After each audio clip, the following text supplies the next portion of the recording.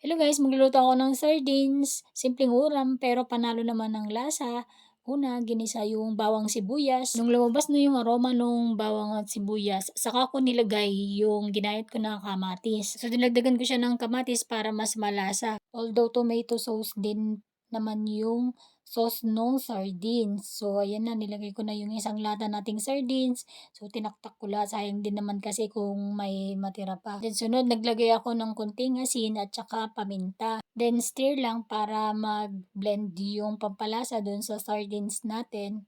So hindi ko na siya dinagdagan ng tubig guys kasi konting pakulo lang yan. Okay na sa akin yung ganyan na saucy. Ayoko nung masyadong masabaw.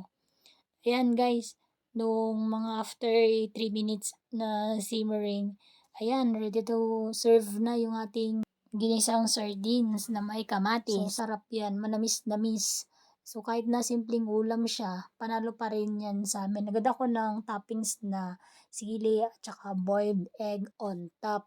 So, solved na yung aming agahan dyan, guys. Yun lang. Thank you for watching. Bye!